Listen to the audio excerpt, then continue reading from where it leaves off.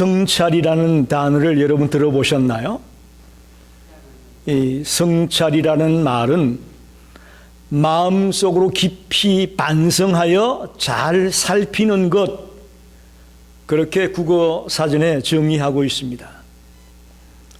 우리가 하나님을 알고 믿음으로 산다는 것 중에 가장 감사한 일이 뭘까 생각을 해보니까 내 자신을 성찰할 수 있는 기회가 매 순간마다 또 매일 또 매주마다 있다라는 것입니다. 아멘입니까? 저와 여러분이 예수 믿으면서 가장 감사한 일 중에 하나가 주님 앞에 설 때마다 내 자신을 돌아보는 기회를 가질 수 있다는 것, 이것이 감사하다는 겁니다. 하나님을 아는 지식을 습득하고 또 하나님의 뜻을 아는 것만큼 세상에서 소중한 것이 어디 있겠습니까? 저와 여러분이 하나님을 알고 하나님의 뜻을 알 수 있다는 것, 이거 굉장한 축복입니다. 굉장한 축복입니다. 또 굉장히 중요한 것입니다. 우리는 죽을 때까지 하나님의 뜻을 알기 위해서, 하나님을 알기 위해서 몸부림쳐야 됩니다. 어떻게 가능하냐? 우리가 주일날 주님 앞에 나와 예배하면서 주님의 음성을 듣고 또 내 자신을 돌아보게 됩니다. 또 혼자 개인적으로 기도하는 가운데 하나님의 음성을 듣고 하나님의 말씀을 깨닫게 되고 또 내가 이렇게 잘못 살았구나 하는 것을 깨닫게 되고 발견하게 됩니다. 따져보면 크리스찬의 삶은 자기 성찰의 삶입니다. 소크라테스가 남긴 명언 가운데 이런 말이 있습니다. 성찰하지 않는 삶은 살만한 가치가 없다, 이렇게 말했습니다. 즉 가치 있는 삶이 뭐냐? 자기를 성찰하며 사는 것이다 라는 그런 말입니다. 사람이 사람답게 살아가려면 자기를 끊임없이 돌아봐야 됩니다. 자신의 삶을 끊임없이 되돌아볼 때에 우리는 가치 있는 삶을 살 수가 있습니다. 여러분, 짐승들은요, 자기 성찰이 있을까요, 없을까요? 죄송하지만 없습니다. 그들은 본능적으로 살면 됩니다. 그런데 우리 인간은 하나님의 형상으로 지음받은 존재이기 때문에 끊임없이 자기를 성찰하며 살아가게 되어 있습니다. 내가 지금 제대로 살아가고 있는지, 내가 과연 하나님의 자녀답게 살고 있는지, 내가 과연 직장에서 나에게 맡겨준 일을 제대로 하고 있는지,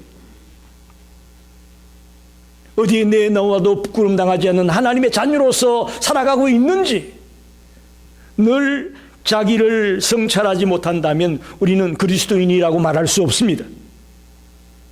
한번 묻습니다. 여러분 그리스도인입니까? 여러분 예수 그리스도를 나의 구주로 영접한 자가 맞습니까? 그렇다면 내 자신을 성찰해야 됩니다. 과연 내가 어떤 사람이냐? 내가 지금 뭘 하고 있냐? 내가 지금 왜 이 일을 하고 있냐? 끊임없이 내 자신을 되돌아볼 때에 그가 진정한 그리스도인이라는 거죠. 특별히 우리는 뭘로 나를 성찰하느냐? 뭐에 기준을 둬야 되느냐? 하나님 앞에서 하나님의 말씀에 비추어서 나를 봐야 됩니다. 어떤 세상 사람들과 나를 비교해가지고 나는 쟤네들보다 좀 낫다, 그거 아니에요. 그건 잘못된 기준이에요. 우리를 뒤돌아보는 성찰의 기준이 뭐냐고 묻는다면 하나님 앞에서, 하나님의 말씀 앞에서 나를 비추어 보는 거죠. 오늘 누가복음 6장 39절로 49절 말씀을 읽었습니다. 이것은 전에 말씀드렸다시피 평지설교라고 되어져 있습니다. 마태복음 5장에서 7장까지의 말씀은 산상설교다, 그렇게 우리가 말하지 않습니까? 그런데 누가복음에는 그 산상설교의 내용을 매우 간추려 가지고 누가가 평지설교라고 표현하고 있습니다. 이 본문 가운데는 4가지 비유가 나옵니다. 여러분 잘 보십시오. 네 가지 비유가 나오는데, 첫째는 맹인이 맹인을 인도하면 둘 다 구덩이에 빠진다라는 비유입니다. 두 번째는 남의 눈 속에 티는 보면서 자기 눈 속에 있는 들보는 보지 못한다라는 그런 비유의 말씀입니다. 또 좋은 나무는 좋은 열매를 맺지만 악한 나무는 나쁜 열매를 맺는다라는 비유를 주고 있습니다. 마지막으로는 예수님의 말씀을 듣고 순종하지 않는 것은 마치 기초를 제대로 다지지 않고 집을 짓는 것과 같다라는 비유를 주고 있습니다. 저는 이 네 가지 비유의 말씀을 묵상하면서 이런 생각이 들었습니다. 이 모든 말씀들은 자기 자신을 성찰하라는 말씀이구나, 자기 자신을 뒤돌아보고 검토하라는 말씀이구나 라는 것을 깨닫게 되었습니다. 특별히 제자들에게 이 말씀을 주고 있는데, 오늘날로 말하면 지도자들은 더더욱 자기를 돌아보는 시간을 늘 가져야 된다고 저는 생각합니다. 저는 모든 그리스도인들이 자기의 삶의 현장에서 지도자라고 믿습니다. 아멘이 되셔야 되는데, 여러분이 어떤 직장에 있든 또 가정에 있든 누구를 만나든 저는 그리스도인이 가는 곳마다 그곳에서 지도자라고 저는 믿습니다. 그렇기 때문에 여러분은 자기를 성찰하고 자기를 돌아보는 이런 삶을 살아가야 된다는 것이죠. 첫째는 맹인이 맹인을 인도할 수 있느냐라는 말씀을 생각해 보려고 합니다. 39절로 40절 말씀을 읽어보면, 또 비유로 말씀하시되 맹인이 맹인을 인도할 수 있느냐, 둘이 다 구덩이에 빠지지 아니하겠느냐, 제자가 그 선생보다 높지 못하나 무릇 온전하게 된 자는 그 선생과 같으리라, 이렇게 말씀합니다. 예수님은 맹인이 맹인을 인도할 수 없다고 말씀합니다. 그런데 놀랍게도 이 세상에는 맹인인 선생들이 매우 많다는 것입니다. 이건 위선입니다. 자기도 볼 줄 모르면서 제자들을 가르치고 학생들을 가르치는 자가 있다면 이것은 위선입니다. 자기를 제대로 볼 줄 알고 또 모든 것들을 분별할 수 있을 때에 가르칠 수 있는 것이죠. 소경은 자신뿐만 아니라 다른 사람들까지도 위험에 빠뜨리는 자라, 그렇게 말합니다. 저와 여러분이 위선적인 그리스도인이 된다면 다른 사람들을 잘못된 길로 인도하게 될 것입니다. 오늘 교회 안에 그런 자가 많이 있습니다. 위선적인 그리스도인이 되어가지고 주를 믿으려는 사람들, 또 갓 주를 믿게 된 사람들을 잘못된 신앙으로 끌고 가는 자들을 많이 만날 수가 있습니다. 자신을 제대로 볼 수 있는 눈을 떠야 될 것이고, 특별히 자기의 잘못을 볼 수 있는 눈을 반드시 가져야 합니다. 예수님의 질문의 요점은 제자들을 선생과 비교하고 있는 것입니다. 너희들은 선생과 같은 자다. 만약에 선생이 맹인이라면 그를 따르는 학생도 맹인이 될 수밖에 없다라는 겁니다. 그러니 맹인이 맹인을 인도하게 되니까 둘 다 구덩이에 빠지고 많은 비극이 생긴다라고 지적합니다. 여기서 우리는 이 소경이라는 것이 육적인 소경이 아니고 영적인 소경을 말하고 있다는 것을 캐치해야 됩니다. 주님이 말씀하고자 하는 것은 우리가 영적으로 소경이 되면 안 된다는 것을 말하고 있습니다. 여러분, 우리의 서성은 영적인 소경이 아닌 진정한 우리의 인도자가 되시는 예수 그리스도만이 우리의 스승이요 우리가 가르침을 받아야 될 자임을 꼭 명심하기 바랍니다. 예수 그리스도가 우리의 스승이고 선생이라는 것을 우리는 알아야 될 것입니다. 내가 영적으로 소경인지 아닌지를 잘 통찰해야 됩니다. 바쁘게 삶의 현장에 살다 보니까 내가 도대체 영적으로 깨어있는지 소경인지 잠을 자는지 전혀 구분도 못하고 달려가다가는 큰 일을 만날 수밖에 없습니다. 그러니 맹인이 맹인을 인도할 수 없다라는 이 비유의 말씀 가운데서 혹시 내가 영적인 소경은 아닌지 진지하게 내 자신을 점검하는 우리 모든 성도가 되기를 간절히 부탁합니다. 두 번째는 41절로 42절 말씀입니다. 어찌하여 형제의 눈 속에 있는 티는 보고 내 눈 속에 있는 들보는 깨닫지 못하느냐. 너는 내 눈 속에 있는 들보를 보지 못하면서 어찌하여 형제에게 말하기를 형제여 나로 내 눈 속에 있는 티를 빼게 하라 할 수 있느냐. 외식하는 자여 먼저 내 눈 속에서 들보를 빼라. 그 후에야 내가 밝히 보고 형제의 눈 속에 있는 티를 빼리라. 이렇게 말합니다. 여기 티라는 것은 헬라어로 카르포라고 되어 있습니다. 카르포.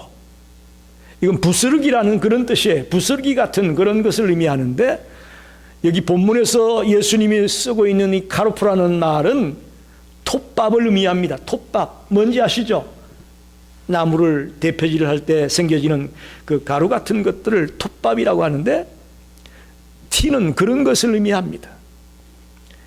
들보는 도콘이라고 말하는데 헬라어로 도콘이라는 말은 나무로 된 대들보를 말합니다. 여기 우리 예배당이 지금 보이죠? 나무로 된 대들보, 이걸 들보라고 말합니다. 예수님이 목수이지 않으셨습니까? 이 비유는 예수님의 생활 속에서 나오는 그런 비유라고 보면 됩니다. 티는 톱밥이고 들보는 나무로 된 이 대들보를 의미한다는 것을 우리는 발견할 수가 있습니다. 우리는 남의 것은 작은 것도 아주 잘 발견합니다. 남이 작은 실수, 작은 잘못 하나만 해도 그걸 갖다가 그냥 금방 발견해냅니다. 그런데 나에게는 그보다 훨씬 더 큰 문제가 있음에도 불구하고 나의 문제는 보지 못합니다. 동의하십니까? 동의할 수밖에 없습니다. 특별히 예수님 당시에 바리새인들이 그런 부류의 사람들이었습니다. 그들은 남들의 작은 실수에도 신랄하게 비판하면서 꾸중을 하고 야단 법석을 떨어던 사람들이 바리새인들입니다. 그런데 반면에 자기 자신은 아무런 잘못도 없는 것처럼, 자기는 더 큰 잘못이 있음에도 불구하고 아무런 잘못이 없는 것처럼 태연하게 위선적인 모습으로 살았던 부류의 사람들이 바리새인들이었단 말입니다. 사랑하는 성도 여러분, 우리가 다른 사람의 잘못은 잘 보면서도 나의 잘못은 잘 못 봅니다. 그걸 지적하고 있습니다. 그것은 내가 내 자신을 돌아보는 자기 성찰이 부족하기 때문에 그렇다고 봅니다. 저와 여러분이 남을 판단하기 전에 나를 먼저 돌아보는 자가 되기 바랍니다. 나를 먼저 돌아봐야 돼요. 그래야 우리가 실수하지 않습니다. 요즘 한국에 유행하는 유행어가 하나 있죠. 뭔지 아십니까? 내가 하면 로맨스고 남이 하면 불륜이다. 안타까운 노릇이죠. 자기에게는 우리가 간대합니다. 자기가 좀 잘못하면 뭐가 이래서 이러니까 괜찮아. 합리화시키고 아주 간대하게 덮어줍니다. 그러나 타인에 대해서는 아주 엄격하게 잣대를 들이댑니다. 이게 우리들에게 보여지는 실상입니다. 타인은 죄인이고 자신은 강명의 천사 모양으로 그렇게 위장하는 부류의 사람들이 너무나 많이 있음을 보게 됩니다. 여러분, 오늘부터 결단하십시오. 남을 평가하기 전에 내 자신을 먼저 돌아보는, 자기 성찰의 시간을 꼭 가지는 그런 삶을 살겠노라고 결단하기를 바랍니다. 그래서 남의 눈 속에 있는 조그만 그 티만 쳐다보고 화를 내지 마시고, 내 눈 속에는 그보다 더 큰 죄악과 잘못들이 들어있다는 것을 알고 내 자신부터 고쳐나가는 성도가 되기를 바랍니다. 세 번째는, 나는 과연 좋은 나무냐 못된 나무냐 라는 그런 질문입니다. 43절 45절 보겠습니다. 못된 열매 맺는 좋은 나무가 없고 또 좋은 열매 맺는 못된 나무가 없느니라. 나무는 각각 그 열매로 아나니 가시나무에서 무화과를 또는 찔레에서 포도를 따지 못하느니라. 선한 사람은 마음에 쌓은 선에서 선을 내고 악한 자는 그 쌓은 악에서 악을 내나니 이는 마음에 가득한 것을 입으로 말함이니라. 이렇게 말씀합니다. 예수님은 사랑의 주님이십니다. 우리를 위해서, 우리를 사랑하셔서 자기를 기꺼이 십자가에 내어놓기 원하시는 사랑의 주님이십니다. 그 열매로 이 땅의 모든 만민들이 구원을 얻게 되었습니다. 예수님의 사랑의 나무 밑에서 수많은 구원의 열매가 맺어졌다는 것입니다. 좋은 나무는 좋은 열매를 맺습니다. 예수님은 나무는 각각 그 열매로 한다고 말씀합니다. 저는 조금 이 나무를 잘 몰라요. 둔해요. 식물에 좀 둔합니다. 그런데 과일나무는 알 수가 있습니다. 언제? 열매 맺을 때 보면 돼요. 그죠? 이게 배나무인지 사과나무인지 포도나무인지 열매를 보면 알 수가 있어요. 맞는 말씀입니다. 나무는 열매를 보면 알 수가 있습니다. 우리 인생은 우리의 언행을 보면 알 수가 있습니다. 우리의 말과 행동이 이렇게 중요합니다. 내가 예수 그리스도를 믿고 구원받는 하나님의 자녀가 되었다면 우리의 언행을 통해서 우리를 알 수가 있습니다. 우리 삶 속에 육체의 열매만 가득하고 성령의 열매가 별로 없다면 그 나무는 이미 병든 나무와 같습니다. 여러분, 한번 여러분 자신을 돌아보십시오. 지금 육체의 열매가 많습니까? 성령의 열매가 많습니까? 잘 몰라서 대답을 못 하시는 것 같아서 내가 성경을 찾아봤습니다. 갈라디아서 5장 19절 21절 보겠습니다. 육체의 일은 분명하니 곧 음행과 더러운 것과 호색과 우상숭배와 주술과 원수 맺는 것과 분쟁과 시기와 분냄과 땅 짓는 것과 분열함과 이단과 투기와 술 취함과 방탕함과 또 그와 같은 것들이라. 이런 것들이 지금 나에게 있다면 이건 육체의 열매라는 거예요. 반면에 갈라디아서 5장 22절 23절에 보면 성령의 열매가 나와 있습니다. 오직 성령의 열매는 사랑과 희락과 화평과 오래 참음과 자비와 양선과 중성과 온유와 절제니. 할렐루야. 이 성령의 9가지 열매들이 맺어지고 있다면 우리는 좋은 나무라고 할 수 있을 겁니다. 작은 징조에도 주의를 기울이며 내 자신을 돌아볼 수 있게 되기를 바랍니다. 여러분, 바이러스 하나가, 눈에 보이지도 않는 그 바이러스 하나가 지금 온 지구촌을 파괴하고 있습니다.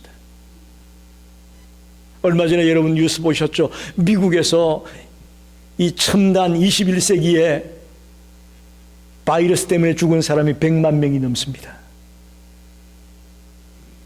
여러분, 이거 작은 숫자가 아니 어마어마한 숫자예요. 작은 것 하나 소홀히 여겼다가 큰 할을 당합니다. 지금 북한에 수많은 확진자들이 생겨나고 있음을 뉴스를 통해 들으면서 마음이 아픕니다. 작은 것을 소홀히 여겼다가 큰 할을 당하는 경우를 보게 됩니다. 저와 여러분의 은행이 과연 좋은 나무의 모습인지 나쁜 나무의 모습인지를 보여줄 것입니다. 여러분의 직장에 들어가서, 여러분의 가정에 돌아가서, 여러분의 삶의 현장에 돌아가서 과연 여러분의 모습이 좋은 나무의 모습인지 나쁜 나무의 모습인지를 바르게 보여줄 수 있게 되기를 바랍니다. 저와 여러분이 좋은 나무가 되려면 예수 그리스도에게 접붙임을 받아야 됩니다. 할렐루야. 예수님께 붙어 있어야 됩니다. 다시 말하면 예수님께 붙어 있다는 말은 뭐예요? 예수님으로부터 영양분을 받는다는 거예요. 예수님의 말씀을 통해, 하나님의 말씀을 통해 양분을 섭취하고 또 그것으로 건강을 유지해 나갈 때에 좋은 나무가 되고 좋은 열매를 맺게 되는 것은 당연한 이야기입니다. 저와 여러분이 그리스도께 접붙임을 받고 그로부터 양분을 섭취하여 건강하게 좋은 나무로 자라게 되기를 간절히 축원합니다.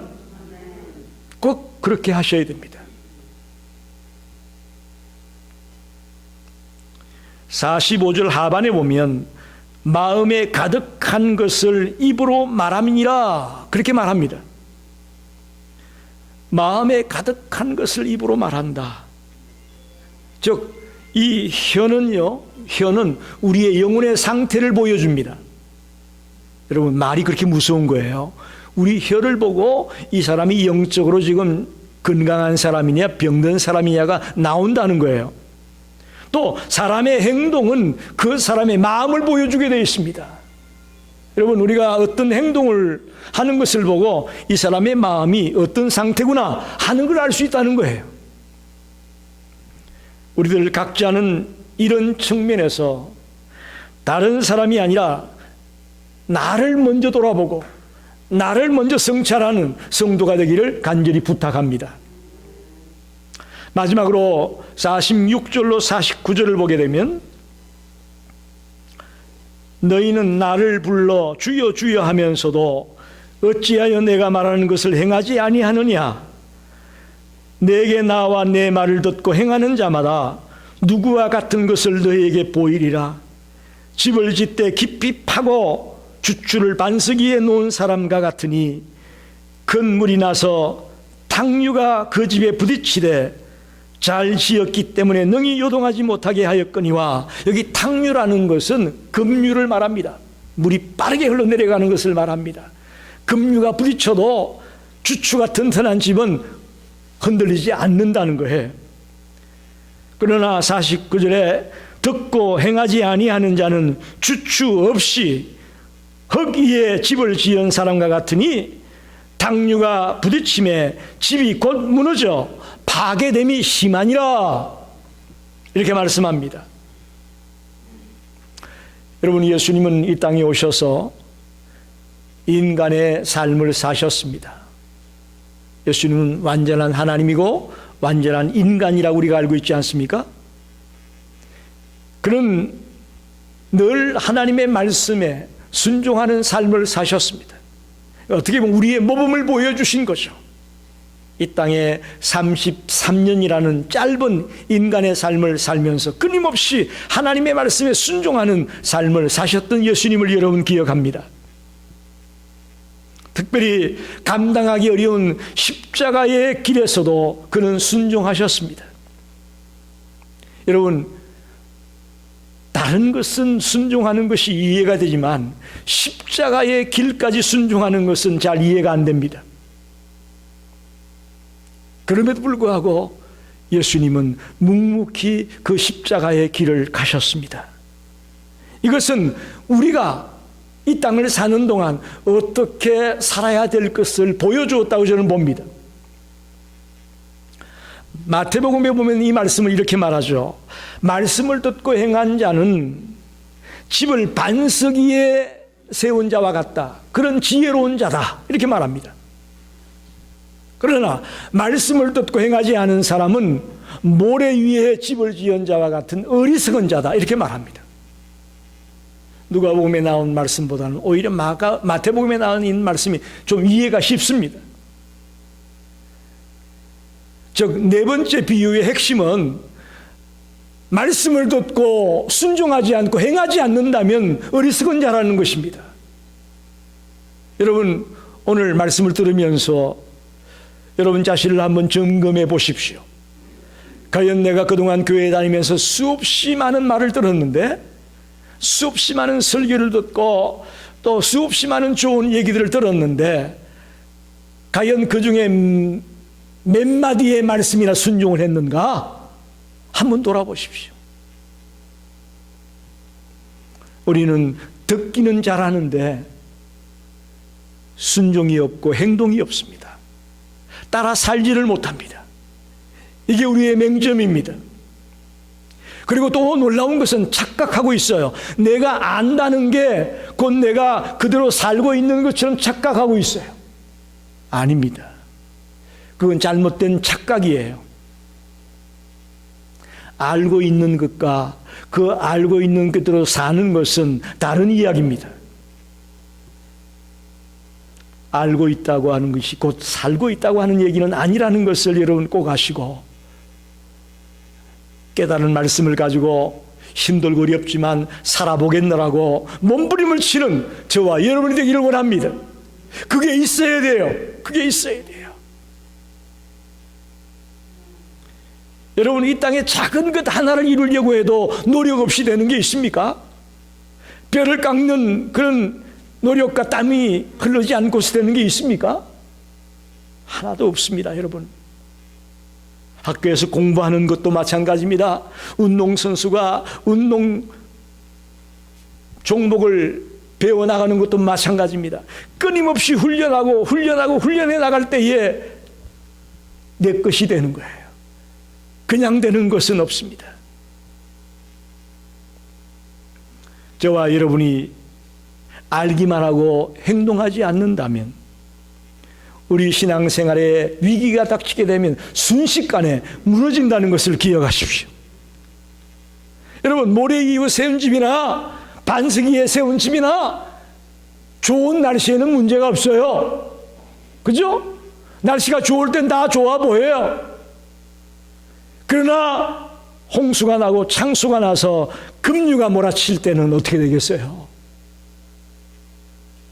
모래 위에 지은 집은 형체도 없이 사라져버리고 마는 거죠. 이것이 바로 나에게 주는 말씀이에요. 하나님의 말씀을 많이 알고 평상시에 좋은 것 같아요. 그러나 인생살이에 문제가 닥치고 환난이 닥치고 역경이 닥쳤을 때에 듣기만 했고 순종하지 못했던 사람은 추풍낙엽처럼 떨어지고 만다는 거예요. 이름도 찾아볼 수 없을 만큼, 형체도 찾아볼 수 없을 만큼 나락으로 떨어지고 만다는 것을 우리에게 보여주고 있습니다. 저와 여러분이 말씀을 듣고 그대로 행하려고, 그대로 순종하려고 몸부림을 치는 성도가 되기를 간절히 부탁합니다. 말씀을 정리합니다. 여러분, 오늘 예수님의 가르침 쉬워요, 어려워요? 여러분 듣기에 참 쉽습니다. 예수님 어렵게 말씀하지 않았어요. 그죠? 맹인이 맹인을 인도하면 둘 다 구덩이에 빠져. 남의 눈 속에 있는 티는 보면서 왜 내 눈 속에 있는 들본 못 보냐? 좋은 나무 좋은 열매 맺어. 악한 나무는 악한 열매 맺어. 기초를 튼튼히 하지 못하고 지은 집은 비가 오면 쉽게 무너질 수밖에 없어. 너무너무 쉬운 말씀이에요. 그런데 막상 실천하려면 어렵습니다. 막상 실천하기 어려워요. 저와 여러분이 너무 복잡하게 생각하기 때문에 그렇습니다. 여러분이 어린아이처럼 단순하게 이 말씀을 받게 되기를 바랍니다. 어린아이처럼 단순하게 하는 거죠.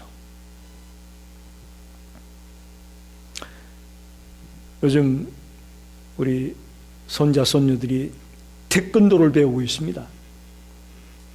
그래서 제가 태권도 도장에 라이드를 하는데 한 50분 동안 하는데 제가 밖에서 봐요.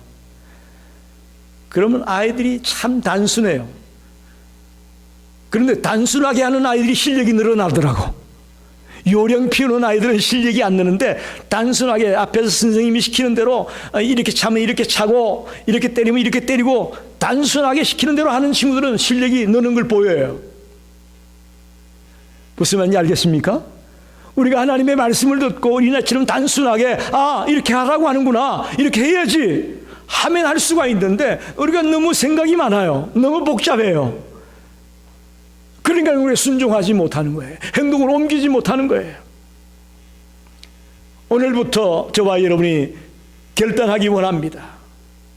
오늘 주님의 말씀처럼 늘 내 자신을 성찰하고 내가 지금 어떤 상태에 있는지, 내가 지금 어디에 빠져 있는지, 어떤 길로 가고 있는지를 늘 돌아보며 나를 점검하는 성도가 되기를 바랍니다. 그것이 내가 사는 길이고 그것이 내가 하나님의 자녀답게 사는 길입니다. 그리스도인의 삶이 뭐냐? 매 순간, 매일, 매주일마다 나를 돌아보는 거예요. 나를 돌아보는 거예요. 우리 시카고 열린교회 모든 성도들이 이 말씀을 통해서 날마다 변화되어져 가고 성숙해져 가는 그런 하나님의 자녀들이 되시기를 주의 이름으로 축원합니다. 기도하겠습니다.